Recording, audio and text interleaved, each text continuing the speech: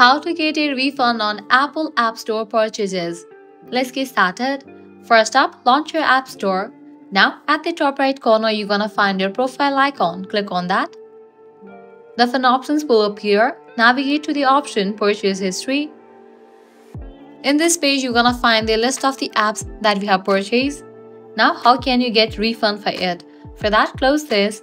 Launch your preferred browser. Now in the search box, type in reportaproblem.apple.com and then search for it. You will be directed to this kind of page where you'll need to provide your Apple ID's credentials and log into your account.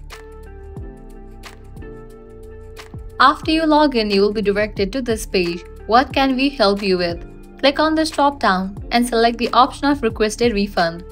Now click on this drop down. Now here you have to select the reason why do you want refund. Then click on Next.